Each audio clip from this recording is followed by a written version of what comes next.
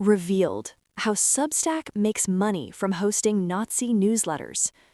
Exclusive: site takes a cut of subscriptions to content that promotes virulent Nazi ideology, white supremacy, and antisemitism.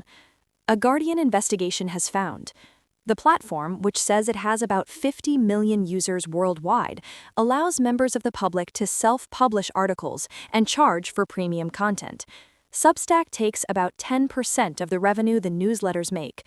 About 5 million people pay for access to newsletters on its platform.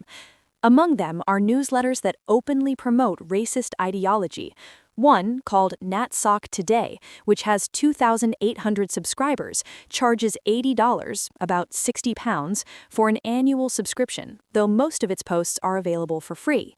NatSoc Today is understood to be run by a far-right activist based in the US and features a swastika, a symbol appropriated by the Nazi Party in the 1920s to symbolize white supremacy, as its profile picture.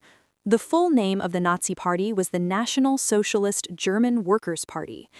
One of its recent posts suggests the Jewish race was responsible for the Second World War and describes Adolf Hitler as one of the greatest men of all time. Within 2 hours of subscribing to NatSoc Today for the purposes of this investigation, the Guardian's account was directed to 21 other profiles featuring similar content. Some of these accounts regularly share and like each other's posts. Many have thousands of followers. Erica Drexler, a self-styled NS activist with 241 subscribers, shared posts describing Hitler as her hero and the most overqualified leader ever.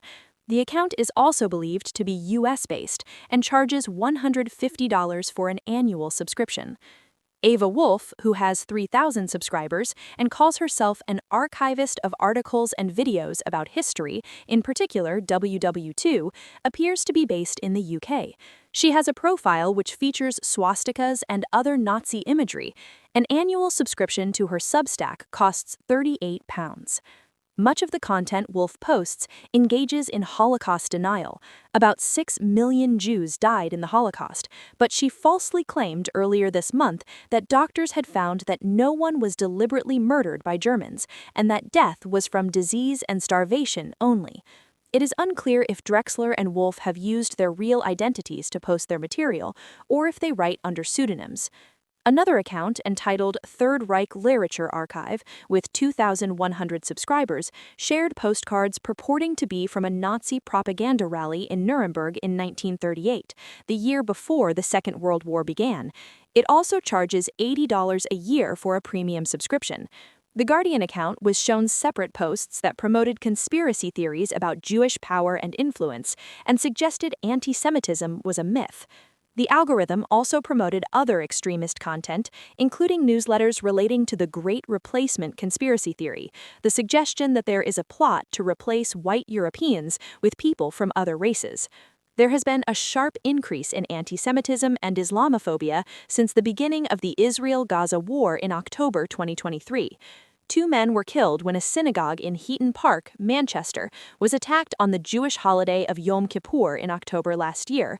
15 people were shot dead as they celebrated Hanukkah at Sydney's Bondi Beach in December. The chief executive of the Anti-Semitism Policy Trust, Danny Stone, said harmful online content often inspired real-life attacks. As examples, Stone cited the racially motivated murder of 10 African Americans in Buffalo, New York in 2022, a synagogue shooting in Pittsburgh, Pennsylvania in 2018 in which 11 people were killed, and the 2017 attack on a mosque in Finsbury Park, North London, in which 1 person was killed and several injured. People can be and are inspired by online harm to cause harm in real world, he said. The terrorist who attacked Heaton Park Synagogue didn't wake up one morning and decide to kill Jews. He will have been radicalized. Algorithmic prompts and the amplification of harmful materials is extremely serious.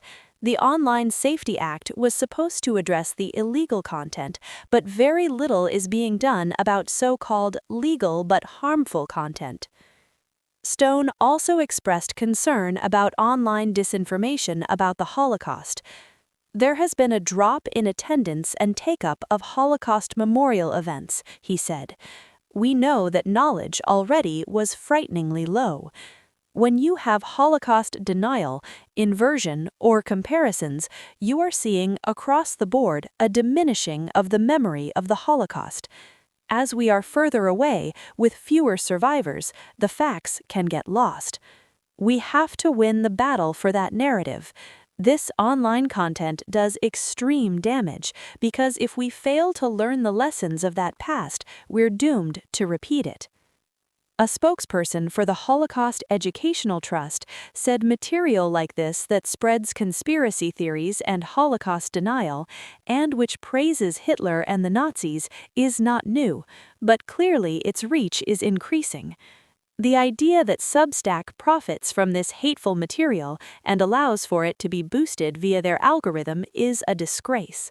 We are acutely aware of the passage of time, which moves us further away from the events of the Holocaust, and eyewitnesses to this history are becoming fewer in number. At the same time, anti-Semitism is increasing. This extremism needs to be exposed, challenged, and stamped out. Joni Reid, the Labour chair of the all-party parliamentary group against anti-Semitism, said she planned to write to Substack and Ofcom to ask them to address The Guardian's findings. She said anti-Semitism was spreading with impunity and getting worse. We need to hold these tech companies to account because there are real-life consequences to this, she said. Jewish people have been complaining about this for years, saying this violence online is going to end in violence offline, and that is exactly what has happened. We need to start taking this stuff far more seriously. Substack was contacted for comment but did not respond. Launched in 2017, the platform has previously faced criticism for hosting newsletters that promote extremist views. Its co-founder, Hamish Mackenzie, addressed its decision to host Nazi content in one of his own posts on the site in 2023. I just want to make it clear that we don't like Nazis either. We wish no one held those views, but some people do hold those and other extreme views. Given that, we don't think that censorship, including through demonetizing publications, makes the problem go away. In fact, it makes it worse. We believe that supporting individual rights and civil liberties while subjecting ideas to open discourse is the best way to strip bad ideas of their power. We are committed to upholding and protecting freedom of expression, even when it hurts.